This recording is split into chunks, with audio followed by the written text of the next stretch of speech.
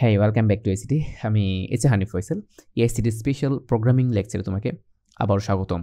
তো আজকে আমরা কথা বলতে যাচ্ছি সি প্রোগ্রামিংয়ের most important section link section নিয়ে।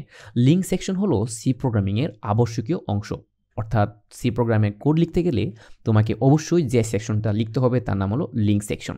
লিঙ্ক সেকশন বলতে অ্যাকচুয়ালি বোঝানো হয় হেডার ফাইলকে।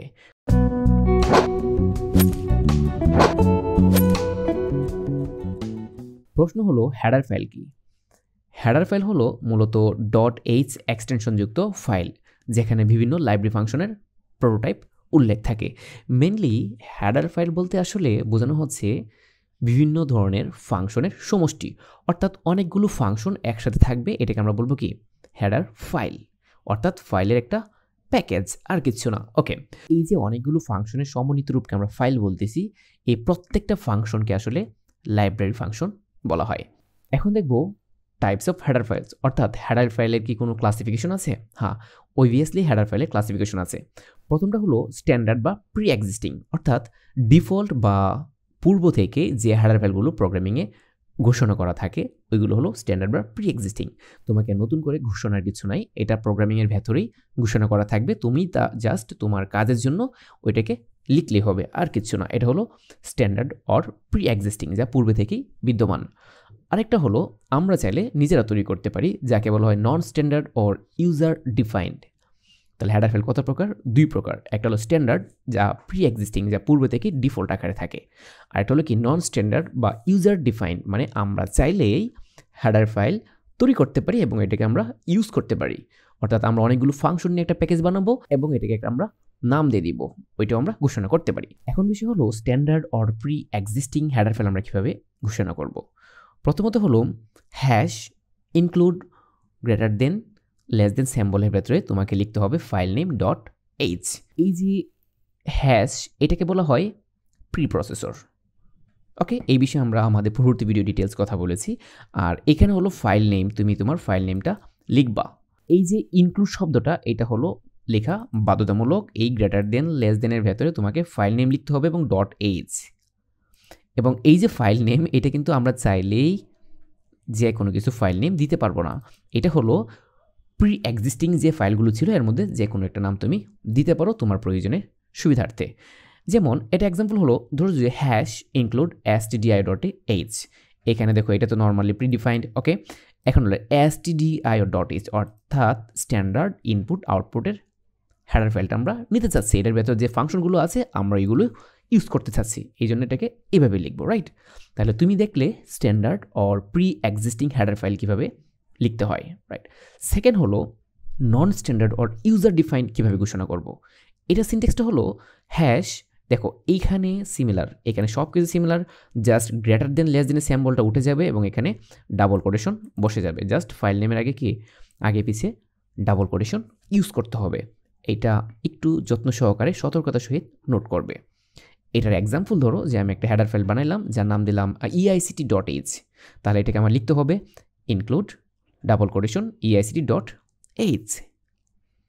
ওকে, সো এখন দেখতে চাচ্ছি কী কী ধরনের হেডার ফাইল আছে এবং আমরা আসলে কাদেরকে ইউজ করব। সো আমি আলোচনা করব আমরা একাদশ দ্বাদশ শ্রেণীর জন্য যে হেডার ফাইলগুলো ইউজ করব নর্মালি এইগুলো, এর বাহিরে আমরা আলোচনা করতে চাচ্ছি না। ওকে, তাহলে প্রশ্ন হলো হেডার ফাইল আসলে কতটি? সি প্রোগ্রামিংয়ে 25টি স্ট্যান্ডার্ড হেডার ফাইল আছে। সো 25টা স্ট্যান্ডার্ড হেডার ফাইল আমাদের ইন্টারমিডিয়েটের জন্য দরকার নেই, আমরা শুধুমাত্র এইগুলো নিয়ে আলোচনা করব যেগুলো আমাদের লাগবে। যেমন দেখো ইনক্লুড stdio.h, যাকে বলা হয় তোমাকে এমসিকিউর জন্য প্রশ্ন করা হবে stdio.h পুনরূপ কি? তাহলে স্ট্যান্ডার্ড ইনপুট আউটপুট হেডার। ভালো করে লিখে রাখার চেষ্টা করবে।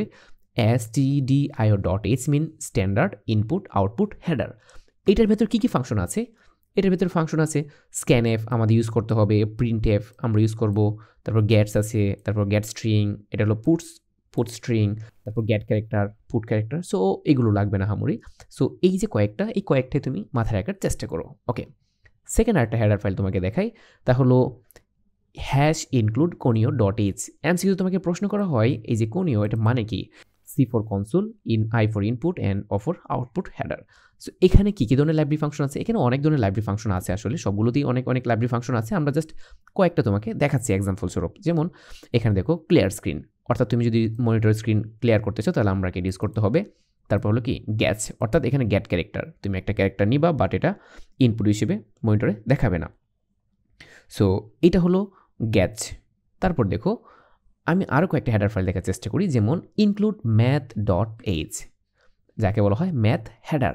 আমাদের ম্যাথমেটিক্যাল কাজগুলো করার জন্য আমরা এটাকে ইউজ করব। যেমন কয়েকটা ফাংশন তোমাকে দেখাই, যেমন পাও, আমরা পাওয়ার মানে এ কিউব, তারপর এটা দেবার 7, এইসব পাওয়ারের কাজ করার জন্য আমরা পাও ইউজ করবো। ওকে, তারপর আছে দেখো স্কোয়ার রুট, তারপর আছে কি লগ, এবিএস মানে অ্যাবসোলিউট ভ্যালু, কস, সাইন, এই যে ফাংশনগুলো ম্যাথমেটিক্যাল, এইগুলোর জন্য আমাদের math.h। অর্থাৎ তুমি যদি পাও শব্দ ইউজ করতে চাও তাহলে তোমাকে অবশ্যই এই হেডার ফাইলে সাহায্য নিতে হবে, নতুবা তুমি এই ফাংশনটা ইউজ করতে পারবা না। তুমি যদি স্কোয়ার রুট অর্থাৎ তুমি রুটের কোনো কাজ করতে চাও তাহলে তোমাকে অবশ্যই math.h লিখতে হবে, আদারওয়াইজ তুমি এটা কাজ করতে পারবা না। ওকে, তারপর দেখো আরও কয়েকটা দেখাই, যেমন ইনক্লুড time.h, এটা হলো টাইম হেডার। তুমি যদি টাইম রিলেটেড কোনো কাজ করতে চাও তাহলে তোমাকে এটা লিখতে হবে। যেমন লেখা আছে সেট ডেট, তারপর গেট ডেট, এই টাইপের কাজ করার জন্য বা ডেট রিলেটেড কোনো কাজ করার জন্য আমাকে time.h হেড নিতে হবে, আদারওয়াইজ আমরা কখনোই ডেট রিলেটেড কোনো কাজ করতে পারবো না। রাইট, আরও আছে যেমন দেখো ইনক্লুড string.h, অর্থাৎ আমরা যদি স্ট্রিং নিয়ে কাজ করি তাহলে আমরা এইটা ইউজ করব।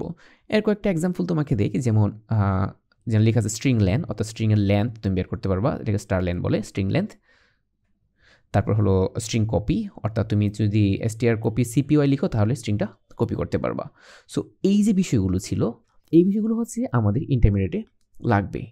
সো আশা করি হেডার ফাইল কি এবং কত প্রকার হেডার ফাইল কীভাবে লিখতে হয়, কী ধরনের হেডার ফাইল আছে এবং কার ভেতরে কী ফাংশন আছে এবং লাইব্রেরি ফাংশনগুলো কী সেই বিষয়ে তুমি ধারণা পেয়েছো। সো পরবর্তী ভিডিওতে আমরা আলোচনা করব আমাদের পরবর্তী সেকশন নিয়ে।